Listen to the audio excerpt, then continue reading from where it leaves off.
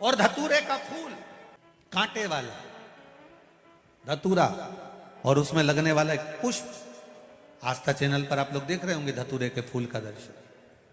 धतूरा और धतूरे का पुष्प, छोटा सा पौधा है, ज्यादा बड़ा नहीं है, कांटा लग रहा है, धतूरा लग रहा है, और उसमें भी साधारण धतूरा नहीं, जिस धतूरे के नीचे की डंडी लाल कलर की होती है, अगर वो अष्टमी को देवाधिदेव महादेव को समर्पित करी जाती है तो उसके घर में कभी संपदा की कमी नहीं होती है।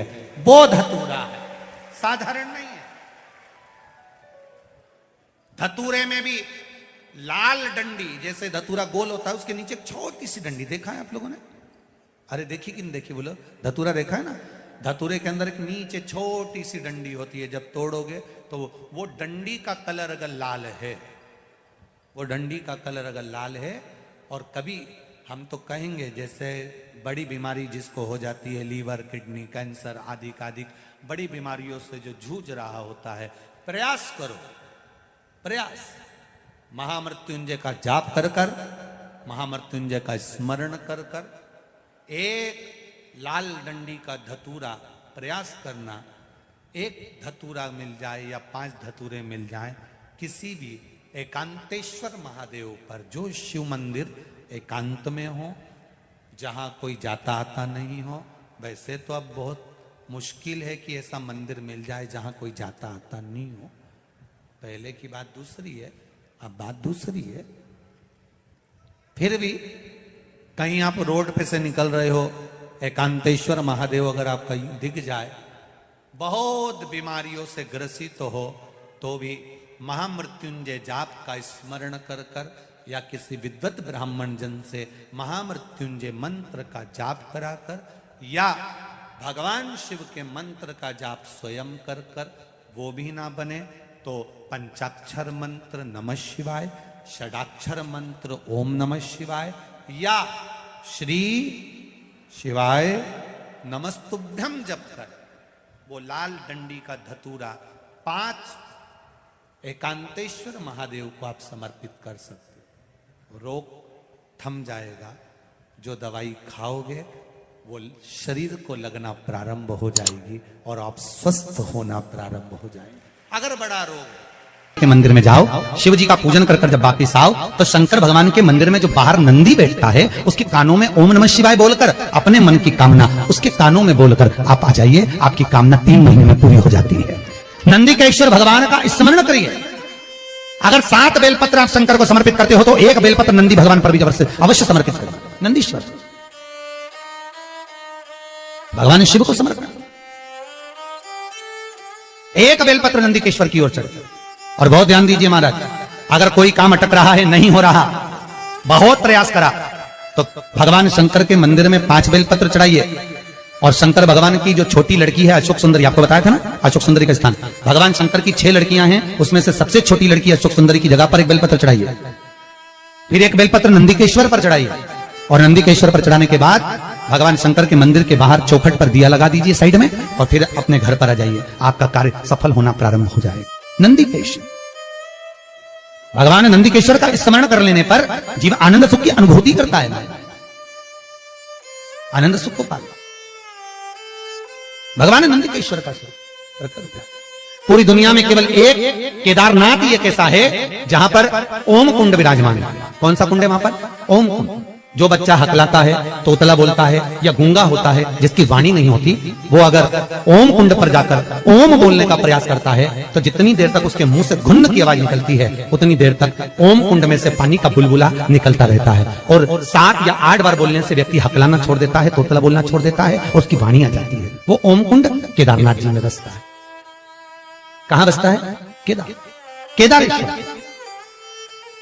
जब सीता जी विवाह कर आई, कौशल्या जी ने कहा, जानकी, ए जानकी, हमारे यहां की रीति है, घर में बहू पहली बार आती है तो मीठा भोजन बनाती है, जाओ या तो खीर बनाओ या मीठी भात बनाओ या मीठी थुली बनाओ, कुछ भी करो, हलवा बनाओ, सीरा बनाओ, पर मीठा बनाओ, बनाइए, जाओ जाओ जरा। सीता मैया गई और माता जानकी ने खीर बनाई। क्या बनाई माता जानकी ने? जम के बोलो जरा, खीर। और सीता जी ने खीर बनाई, कौशल्या, कैकेयी, सुमित्रा, दशरथ जी सबको दे दी, सब खाने के लिए बैठे। अब जैसे ही खीर खाने के लिए बैठते तुरंत एक तेज हवा का संचार हुआ, बहुत तेज हवा चली, बहुत तेज। और जैसे ही हवा चली, एक कचरा दशरथ जी के कटोरे में खीर में जाकर गिर गया। एक तिनका, एक कचरा दशरथ जी के कटोरे। सीता जी खीर परोसकर इधर से निकल रही थी, उन्हें दशरथ जी के कटोरे में खीर में तिनका देखा, कचरा देखा। तो सीता जी को लगा, पहली बार तो मैं अपने ससुर को भोजन करा रही हूं, पहली बार तो मैं अपने ससुर को भोग लगा रही हूं। अगर ससुर के कटोरे में कचरा दिखेगा, तिनका दिखेगा, तो ससुर क्या कहेंगे? ये ससुर कहेंगे क्या कि मेरी बहू ने मुझे खाना दिया, भोजन दिया और उसमें भी कचरा दे दिया, और पहली बार तो मैं भोजन दे रही हूं, करूं क्या?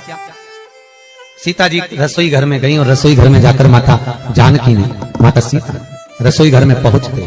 सीता जी झरोके में से, खिड़की में से जो कटोरे में तिनका पड़ा था खीर के अंदर, मां जानकी उस तिनके को निगाहों से देखने लगी। ऐसी निगाह से जानकी जी ने देखा, सीता ने देखा कि वो कचरा कटोरे के अंदर ही जलकर भस्म हो गया, वो तिनका कटोरे में ही जल गया, बस। अब तिनका कटोरे में जब जलकर भस्म हुआ, दशरथ जी ने देख ली, और दशरथ जी ने देखा, तुरंत दशरथ जी उठकर सीता के पास में गए, तुरंत, जानकी, जानकी, पिताजी आप आए हो, आओ बैठो। पिताजी रसोई घर में आए आप, मुझे बुलाते मैं आती दौड़कर, आप रसोई घर में क्यों आए पिताजी? कैसे आना हुआ, कैसे आए हो, बोलो। दशरथ जी ने कहा, बहू आज तुझसे कुछ मांगना है। पिताजी मुझसे? आज तो मैंने पहली बार आपको मीठा भोजन बनाकर खिलाया है, बहू को कुछ देना चाहिए, और आज ससुर मांगने के लिए आया? मेरे ससुर मांगने के लिए आए हैं, राजा दशरथ आज सीता से मांगने के लिए आए हैं, ये क्या? बहू आज मुझे तुझसे कुछ मांगना है, देगी? हाँ पिताजी, मांगो, क्या चाहिए? सीता पहले राम की सौगंध खा कि तुझसे जो मांगूंगा तुझे देना पड़ेगा। सीता जी कहती हैं, प्रभु पिताजी मैं भले सौगंध न खाऊं, पर जो मांगोगे दे दूंगी, बोलो क्या चाहिए, बोलो। ससुर जी आपको क्या चाहिए? पिताजी क्या चाहिए? दशरथ जी बोले, वचन तो देना पड़ेगा, पहले वचन दे। वचन देती हूं पिताजी। ये सीता अपने ससुर दशरथ को आज वचन देती है, जो रसोई घर अन्नपूर्णा में जो आप मांगोगे मैं दूंगी। तो दशरथ जी ने कहा, तूने वचन दिया है सीता, तो मुझे आज वचन के रूप में दे दे कि जैसे आज तूने कटोरे में पड़े हुए तिनके को देखा, ऐसा किसी दुश्मन को भी मत देखना, वचन दे। सीता जी कहती है, मैं वचन देती हूं कि किसी दुश्मन को भी इस तिनके की तरह नहीं देखूंगी। और चरित्र उठाकर देखो, जब जब रावण आता था, सीता एक तिनका उठाकर उस तिनके को देखती थी, रावण को नहीं। तिनके को इसलिए देखती थी कि सीता जी मन में सोचती थी, वो तो ससुर को वचन दिया है कि तिनके को देखा, ऐसा किसी को मत देखना, इसलिए इसको देख लूं बहुत है, अगर घूर के देख रही बापड़ा तेरे को छोड़ने वाली नहीं, तिनके को देख, तेरे को तो मैं यूं ही निपटा दूं, एक मिनट नहीं लगे। जब जब रावण आता था सीता तिनके को देखती थी, जब जब रावण आया सीता ने तिनके को देखा, बार बार तिनके को देखा। तो रावण ने 2500 बार माता सीता से पूछा था कि मैं आता हूं तो तिनका क्यों देखती है, पर सीता बोली नहीं, क्योंकि मैंने अपने ससुर को वचन दिया है कि किसी जैसा तूने तिनके को देखा ऐसा दुश्मन को भी मत देखना, इसलिए नहीं देख पा रही तेरे को। अगर देख ली थी तो राम को तो आने की भी जरूरत नहीं थी, तुझे तो यूं निपटा के चली जाती। श्री शिवाय नमस्तुभ्यम। गुरु जी के उपाय और जानने के लिए हमारे चैनल को सब्सक्राइब जरूर करें। धन्यवाद।